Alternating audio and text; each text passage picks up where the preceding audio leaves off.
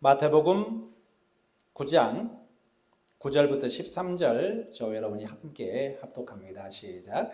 예수께서 그곳을 떠나 지나가시다가 마테라 하는 사람이 세관에 앉아 있는 것을 보시고 이르시되 나를 따르라 하시니 일어나 따르니라. 예수께서 마태의 집에서 앉아 음식을 잡수실 때에 많은 세리와 죄인들이 와서 예수와 그의 제자들과 함께 앉았더니 바리새인들이 보고 그의 제자들에게 이르되 어찌하여 너희 선생은 세리와 죄인들과 함께 잡수시느냐.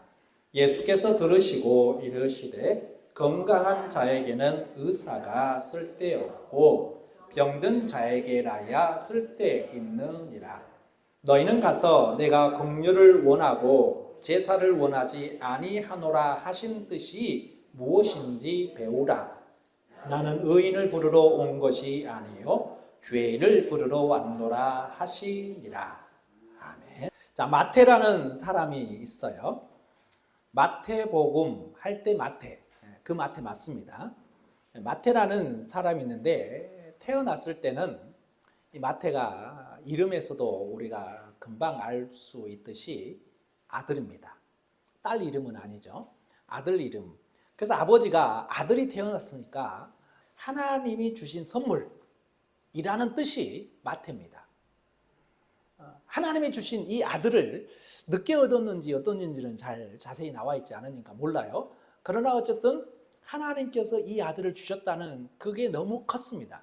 그리고 이 아들은 하나님께서 나에게 주신 선물이다 라는 그 마음이 너무 컸어요. 그래서 이름을 마태라고 이름을 지어줬어요. 자, 그런데 하나님이 주신 선물이라는 이름을 가지고 있으면 그 이름대로 하나님의 선물답게 살아가면 얼마나 좋겠어요. 여러분들도 저도 이름의 뜻들이 다 있잖아요. 근데 그 이름의 뜻들이 다 좋아요. 이름대로 살아가게 된다면 모두가 다 행복할 겁니다. 그러나 우리가 알다시피 이름대로 사라지지 않는 게 인생인 것 같아요. 마태도 마찬가지입니다. 인생은 그리 대단하지 않았습니다. 별 볼 일 없는 인생이었습니다. 집안 환경도 그랬고 돈도 없고 그 흔한 사회적 배경도 없고 뭐 잘생기지도 않았던 것 같고 재능이 있는 것도 아닌 것 같고 그냥 그저 그런 인생이었던 것 같습니다.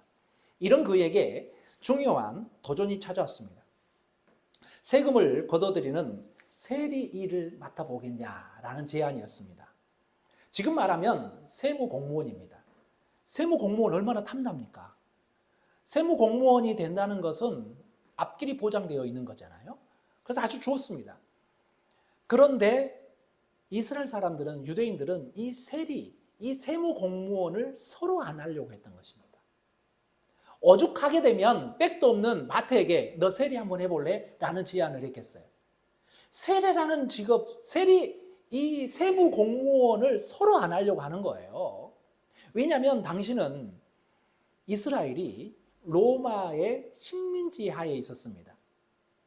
그래서 세리들은 해야 될 일이 뭐냐면 자기 민족에게 세금을 걷어가지고 로마 제국에 갖다 주는 일을 해야 되는 거예요. 다시 말하면 자기 민족에게 매국노라는 이야기를 들어야 될 판이에요. 그러다 보니까 유대인들 대부분은 이 세리를 안 하려고 했던 거예요. 그래서 동네에 별 볼 일 없는 마태를 찾아가서 너 한번 세리 한번 해볼래? 라고 제안을 했던 것입니다. 서로 막 하게 되면 마태까지 순서가 왔겠어요? 나도 할래 하게 되면 마태는 아예 꿈도 꾸지 못했을 것입니다. 자, 로마 황제 카이사 아구스토에게 그냥 세금을 갖다 주는 그런 역할이었단 말이에요. 그런데 분명한 것은 그 자리는 돈이 모이는 자리였습니다.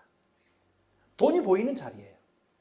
사람들이 꺼리는 대신에 그 자리는 돈이 모이는 자리였어요. 로마엔 일정액, 세금 일정액, 그 얼마만큼만 갖다 주고 나머지 거둔 세금은 자기가 마음껏 착복해도 로마는 전혀 상관하지 않았습니다. 그야말로 칼만 안 들었을 뿐이지 강도와 같은 자리. 하지만 돈은 쉽게 모을 수 있는 그런 자리였다라는 것이죠. 대신에 자기 민족에게는 너 매국노 하면서 손가락질 당하고 자기 민족으로부터는 버림받을 수 있는 그런 자리였어요. 자, 그래서 마태는 고민에 빠진 것입니다.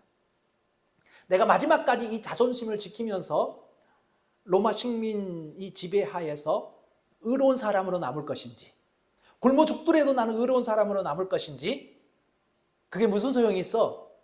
그냥 이 역할을 하면서 우리 집안 나 잘 살고 잘 먹으면 되지. 이런 고민을 마태는 아마 했던 것 같아요. 별 볼 일 없는 그런 자기 인생에 불을 가져다 줄 수 있는 자리인데, 잘만 하면 로마에 유학이라도 가서 상류 사회로 진출할 수 있는 그런 자리였는데, 그래서 마태는 고민을 했던 것 같아요. 고민하다가 결국 마음을 굳혔습니다. 그까짓것 동네 사람이 뭐라 하든 어때? 돈 버는 일인데. 그까짓것 손가락질 당하면 뭐 어때? 내 배만 부르면 그만이지. 그래서 가버나움의 세리가 되었습니다. 돈은 잘 모였습니다. 자기 동족에게서 죄인의 대명사로 세리와 죄인, 세리와 창기 이런 표현을 돌 정도로 멸시를 받고 무시를 당했지만 수입은 괜찮았어요. 돈이 모이니까 수입이 괜찮은데 뭐 그런 욕 정도 뭐 얻어 먹어도 나 괜찮아. 뭐 이런 생각을 가지고 있었던 것입니다. 우리 식으로 말하면 저 집에 세금이 4만 원이에요. 그런데 그 집에 가가지고 세금을 마음대로 기록을 해요. 이 집은 세금 10만 원 때려요. 그러면 그 10만 원을 억지로 받아내요. 그리고 4만 원은 로마에 갖다 바치고 6만 원은 내가 먹는 거예요. 가버나움에 있는 집집마다 다 그렇게 하는 거예요. 그러니까 얼마나 남는 장사예요. 로마의 권세를 안고 찾아가가지고 억지로 받아내고, 그 억지로 받아낸 돈을 얼만큼만 로마에 가지고 갖다 주고 나머지는 자기가 얻는 그런 식입니다. 주위의 시선, 뭐 말로는 괜찮다 하지만 동네 사람들의 멸시, 눈총 이게 왜 없었겠어요? 자연히 동네 사람들과는 친해질 수가 없는 것이죠. 멸시를 당하고 뭐 어때? 뭐 동네 사람들이 나를 뭐 인정하지 않으면 나 괜찮아, 나 걔네들하고 안 놀 거야, 이런 마음을 마태는 한 것이죠. 자신을 멸시하는 사람들에게 구태여 뭐 잘 지낼 필요가 없었습니다. 그냥 자기 자신만, 그리고 세리들, 같은 세리 직업을 가지고 있는 같은 친구들, 세리 직업을 가지고 있는 같은 친구들, 자기들끼리만 놀면 된다, 우리끼리만 놀면 된다, 뭐 이런 마음이 있었던 것이죠. 이게 오늘 본문의 주인공 마태의 삶이었습니다. 자, 그런데 어느 날 두 번째 인생의 도전이 찾아왔어요.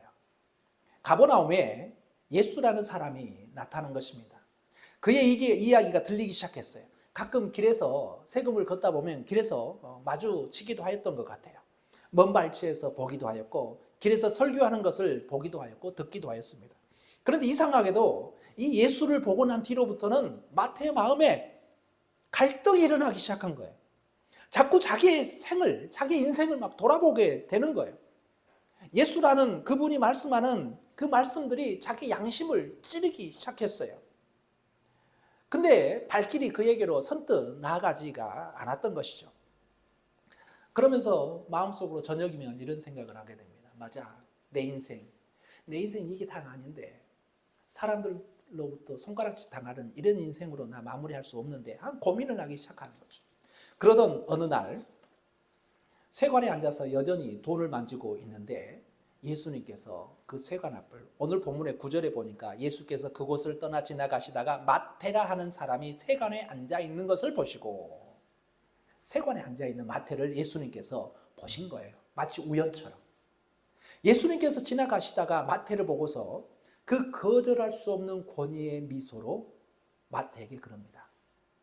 너 나를 따를래? 너는 나를 따르라. 순간 자기도 모르게 마태는 벌떡 일어나는 것 같습니다. 마태는 새 인생을 살기로 작정합니다. 그래서 자기 집에서 잔치를 베풀어요. 오늘 본문에 보니까 잔치를 베푸는, 10절에 보니까 예수께서 마태의 집에서 앉아 음식을 잡수실 때 잔치를 벌인 겁니다. 자기 집에서 초대합니다. 예수님을 초대하고 예수님의 제자들을 초대하고, 그리고 동네 자기 친구들, 세리 친구들을 초대합니다. 그래서 자신에게 새 인생을 주신 예수님께 감사의 잔치 자리를 베풀었던 것입니다. 한편으로는 자신의 동료들에게, 같은 세리 역할을 하고 있는 자신의 동료들에게 자신의 변화를, 이제 옛 생활을 청산하는 이 작변의 자치, 이런 작별의 송별의 잔치였습니다. 많은 세리 친구들이 참석하였고 예수님도 함께 하셔서 즐거운 잔치가 되었습니다. 즐거운 교제가 그곳에 있었습니다. 참 많은 세리와 죄인들, 당시 사회에서 멸시받고 무시당했던 이들이 아마 다 모였던 것 같아요. 그 동네에. 자, 왜 이렇게까지 많이 모였을까요? 이 장면을 보면 마태복음에는 자세히 기록하고 있지 않지만 마가복음에는 이 장면을 이렇게 기록하고 있습니다. 그분께서 지나가시다가 알페오의 아들 레위가 세금 받는 곳에 앉아 있는 것을 보시고 그에게 나를 따르라 하시니 그가 일어나 그분을 따르더라. 예수께서 그의 집에서 음식 앞에 앉으실 때 많은 세리들과 죄인들도 예수님과 그분의 제자들과 함께 앉았으니 이는 많은 사람이 거기 있었고 그들이 그분을 따랐기 때문이라. 평소에 예수님을 그냥 많이 따르고 다녔습니다. 병자들, 예수님 말씀에 감동받은 사람들, 가난한 사람들, 갈 곳 없는 사람들이 평소에도 예수님 주변에 많이 있었다는 것입니다. 그런데 어느 날 따라가다 보니까 마태를 부르시고 그 마태가 벌떡 일어나가지고 우리 집 갑시다 하고 그 마태 집에서 잔치를 베푸니까 마태의 친구들, 세리들, 예수님을 평소에 따랐던 많은 죄인들, 사람들 다 와가지고 잔치에 참석을 했던 것입니다. 세리들이 예수님께로 모여들었습니다. 예수님이 자신들을 사람으로 대우해 준다고, 예수님이 자신들을 친구로 여기신다고, 그래서 자기네 친구 세리 마태가 예수님의 제자가 되었다고, 그 사실이 너무 기뻤다고, 그래서 가버나움에서 사는 세리와 죄인들이 모두 마태의 집에 모여서 즐거운 잔치, 즐거운 이 파티를 하고 있는 장면이 오늘 본문 말씀입니다. 자, 여기까지가 예수님의 12제자 중에서 마지막 12번째로 예수님의 제자로 합류하는 마태의 이야기입니다. 자, 그런데 여기서 끝나면 모두가 해피엔딩이죠. 근데 인생살이가 그러하듯이 해피엔딩으로 끝나지 않습니다. 방해꾼이 등장합니다. 남의 일을 그냥 못 넘어가는 꼭 참견하고 잔소리하고, 잔소리해야지 직성이 풀리는 그런 사람들이 등장합니다. 바리새인들. 오늘 본문에 바리새인들이 11절에 등장을 하죠. 11절 한번 같이 읽어볼까요? 11절 같이 읽습니다. 시작. 바리새인들이 보고 그의 제자들에게 이르되 어찌하여 너희 선생은 세리와 죄인들과 함께 잡수시느냐. 이들은 자칭 구별된 사람들입니다. 바리새 이 말 자체가 구분되었다라는 뜻을 가지고 있습니다. 바리새. 이들은 이름 그대로 구분하기를 좋아합니다. 철저하게 너와 나를 구별합니다. 그리고 너와 나는 다르다라고 이야기합니다. 너는 언제나 나쁘고 나는 언제나 선하다. 너는 언제나 모자라고 나는 언제나 넉넉하다. 너는 언제나 미련하고 나는 언제나 지혜롭다. 너는 언제나 사고 뭉치고 나는 언제나 평화의 사도이다. 너는 언제나 위태위태하고 나는 언제나 듬직하다. 너는 언제나 덜렁대고 나는 언제나 침착하다. 너는 언제나 죄인이고 나는 그래도 경건한 편이다. 이런 식으로 너와 나를 구분짓는 사람들이 이 바리새인들이었습니다. 그냥 가만히 있어도 될 것을 굳이 구분하는 이들입니다. 언제나 선인과 악인으로, 우리 편과 네 편으로 구분을 합니다. 편을 가릅니다. 그래서 늘 자기는 옳고 너는 틀리다라고 잔소리를 합니다. 틀린 것은 지적해야 하고 싸워서라도 잡아주어야 합니다. 철저하게 꼰대질을 합니다. 그리고 한 걸음 더 나아가 모자라고 덜 된 사람들, 율법도 모르고 윤리도 모르는 이들, 예절과 매너도 모르는 이들과는 가까이 하지도 않습니다. 아예 상종하지도 않습니다. 괜히 자기 체신만 떨어지고 사람들이 같이 똑같이 흉볼까 봐서 교제하지도 않습니다. 그런데 예수님께서는 어쩌냐 이거예요. 그런 바리새인들과 교제도 않고 아는 척도 하지 않는 그런 바리새인들과 전혀 다르게 예수님께서는 말씀합니다. 한번 10절 말씀 같이 읽겠습니다. 10절 시작. 예수께서 마태의 집에서 앉아 음식을 잡수실 때에 많은 세리와 죄인들이 와서 예수와 그의 제자들과 함께 앉았더니. 자, 바리새인들은 함께 하지 않으려고 하는데 예수님은 이 세리와 마태 친구들 그리고 죄인들과 함께하고 교제하는 분이 바로 예수님이시다라는 것입니다. 자, 그를 향하여서, 예수님을 향해서 이 시비를 거는 거예요. 바리새인들이 어찌하여 너희 선생은 세리들과 죄인들과 함께 먹느냐? 라고 시비를 거는 것입니다. 이게 바리새인들의 모습이에요. 사실은 어찌 보면 살다 보면 우리 안에도 우리 안에도 바리새인과 같은 그런 성향들이 가끔 나타날 수 있습니다. 그 참 주의해야 될 겁니다. 늘 나는 옳고 상대방은 그러다, 틀리다 라고 생각하는 그게 나쁜 버릇이다 라는 것을 먼저 우리가 생각을 했으면 좋겠습니다. 자, 12절 말씀 한번 볼까요? 12절 시작. 예수께서 들으시고 이르시되 건강한 자에게는 의사가 쓸데없고 병든 자에게라야 쓸데있느니라. 그들의 시비에 예수님께서는 답변합니다. 멀쩡한 사람들에게는 의사가 필요 없고 병든 사람들에게야 의사가 필요하다. 그래서 죄인들이 병든 사람들로 생각을 하는 거죠. 예수님께서는 의사십니다. 예수님은 스타가 아니고 고위층도 아닙니다. 예수님은 하나님의 아들이시지만 의사로 이 땅에 오셨어요. 그러기에 어떠한 추한 병자도 절망적인 병도 손으로 어루만지시고 그러면서 고쳐주시고 낫게 해주셨습니다. 그 이전에 예수님의 행적들이 거의 대부분의 그런 경우입니다. 베드로의 장모님 열병을 고쳐주기도 하고요. 지나가는 여인의 혈류증을 고쳐주기도 하고요. 백부장의 그 하인이 병들었을 때 가지도 않고도 말씀만 하셔도 그 모든 것들을 낫게 해주시기도 하고요. 그런 의사의 모습으로 이 땅에 오셨습니다.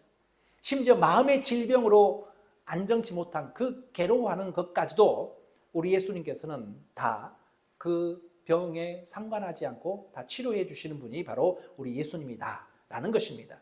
어디 그뿐입니까? 이러십니다. 한번 13절도 보겠습니다. 13절 같이 읽겠습니다. 시작. 너희는 가서 내가 긍휼을 원하고 제사를 원하지 아니하노라 하신 뜻이 무엇인지 배우라. 나는 의인을 부르러 온 것이 아니요 죄인을 부르러 왔노라 하시니라. 아멘. 왜 죄인을 부르러 오셨습니까? 죄인은 스스로 해결할 수 없어요. 죄의 문제. 죄인은 누군가의 도움을 받아야 됩니다. 죄인은 이 고민은 엄청나게 하지만 아무런 해결책을 스스로 갖지 못합니다. 그러기에 죄인은 늘 겸손할 수밖에 없죠. 그런 죄인을 향하여서 우리 주님께서 오신 것입니다. 스스로 의롭다고 나같이 한번 살아보라 라고 바리새인들처럼 그렇게 교만한 이들을 향하여서는 예수님께서는 전혀 역사하지 않습니다. 예수님께서는 죄인을 부르러 오신 것이다 라는 것을 분명하게 알아야 됩니다. 13절에 이야기하고 있는 나는 의인을 부르러 온 것이 아니요 죄인을 부르러 왔노라 라고 이야기하잖아요. 이 부른다 라는 것은 헬라어로 칼레인이라는 단어를 사용하고 있는데 이 칼레인은 무슨 뜻이냐면 초대하다 라는 뜻을 가지고 있습니다. 초대하다. 하나님의 은혜의 초대. 하나님 성령 안으로 초대하는 것. 그래서 변화된 삶으로 초대하는 것. 이게 바로 예수님의 부르신 것입니다. 그 예수님의 부르심에 응답한 사람이 누구예요? 마태였습니다. 오늘 성경 본문 말씀에서는 그 예수님의 부르심에 응답한 사람이 마태였고 이 시대를 살아가고 있는 그래서 오늘날 예수님께서 부르셨을 때 응답했던 사람들이 저와 여러분들입니다. 그 부르심에 그 초대에 응한 사람들. 바로 우리는 죄인입니다. 예수님께서는 온전한 사람에게는 의사 필요 없어 라고 하신 거예요. 우리는 내 스스로 나의 죄에 대해서 어찌할 수 없는 그런 죄인의 신분으로 우리 예수 그리스도의 부름을 받았고 그 부름에 응답한 이가 우리된 것입니다. 그래서 나는 의롭지 못합니다. 그러나 예수님께서 너 의롭지 못해도 괜찮아. 대신 내가 의롭다고 그냥 인정해 줄게 라고 하는 것입니다. 이게 바로 우리가 의로운 모습으로 주님 앞에 나아갈 수가 있는 것입니다. 사람들은 예수님을 이해하기 어려워합니다.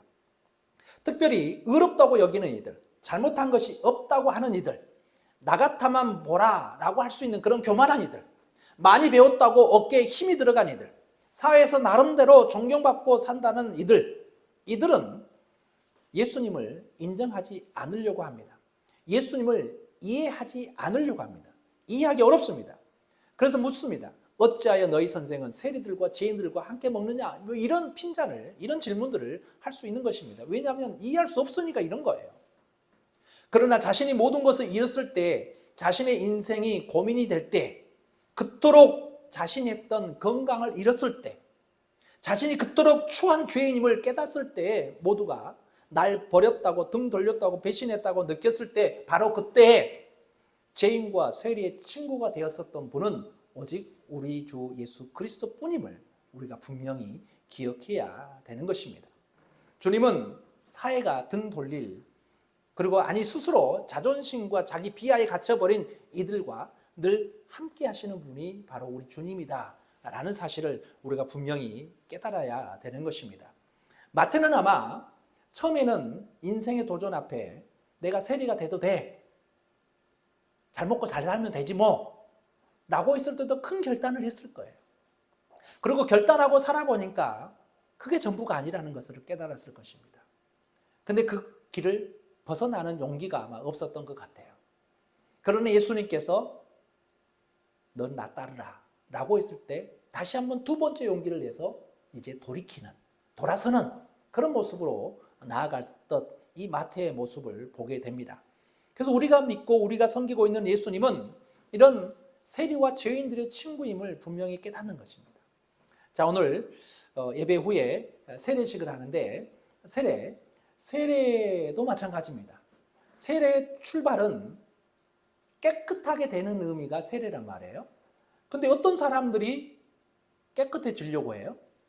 더러운 사람들이 깨끗해지려고 하는 거예요. 세례는 깨끗해지는 과정의 상징이죠. 그래서 세례의 의미는 나는 더러워 라고 인정하는 것에서부터 시작하는 거예요. 나는 더러워. 그래서 이 더러움을 예수 그리스도의 피로 깨끗하게 씻어야지 나 더러워 라고 인정하는 것이 세례의 출발입니다. 예수님께서는 나 더러워 하는 사람들의 친구가 되어주셨어요. 바리새인들은 더러운 사람들과는 상종을 하지 않으려고 했던 사람들이 바리새인들입니다. 스스로 의롭다고 생각한 사람들. 그러나 겉은 의롭다고 생각하려는지 모르겠지만 예수님의 눈에 비친 영적인 눈으로 봤을 때는 오히려 그들은 더 더러운 사람들이었습니다. 우리는 나는 더러워 하는, 스스로 나는 죄인입니다 라고 하는 우리들을 향해서 우리 예수 그리스도께서 그래, 내가 그 더러운 거 깨끗이 씻어줄게. 내가 너와 함께 잔치를 베풀자. 내가 너네 집에 가가지고 밥을 먹어줄게. 내가 너랑 같이 커피 한잔 해줄게 라고 하는 분이 우리 예수님이십니다. 그래서 우리는 가깝습니다. 멀리 계신 분이 아니에요. 너무 대단하신 분이어가지고 1년에 한 번도 보지 못하고 만나지 못하는 그런 존재가 아니라 늘 나와 함께 죄인된 나임에도 불구하고 나와 함께 밥 먹어주고 나와 함께 커피 마셔주고 나와 함께 길 걸어가지고 나와 함께 산책해 줄 수 있는 분이 바로 우리 예수님인 것입니다. 그래서 세리와 죄인의 친구, 이게 바로 우리 주님이시다라는 사실을 꼭 깨달으시면서 나는 더럽지만 우리 주님께서 나를 만져주시고 나를 깨끗하게 해주신 분이다 라고 고백할 수 있는 저와 여러분이 되기를 간절히 축원합니다. 기도하겠습니다. 참으로 좋으신 하나님 아버지, 감사함을 드립니다.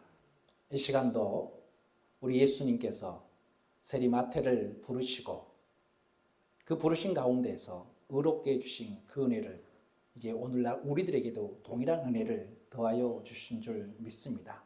오늘 예배를 통하여서 하나님과 예수 그리스도와 함께 교제를 나누었습니다. 이 말씀에 우리의 생수의 말씀이 되게 하여 주시고 능력이 말씀되게 하여 주셔서 나는 더럽고 나는 죄인이지만 의로운 예수님께서 나와 함께 하여 주시고 나의 오른손을 잡아 이렇게 세워주신 분이됨을 분명히 깨닫게 하여 주시고 늘 주님과 동행할 수 있는 저희 모두가 될 수 있도록 하나님 은혜를 베풀어 주옵소서. 감사드리며 예수 그리스도 이름으로 기도드렸사옵나이다. 아멘.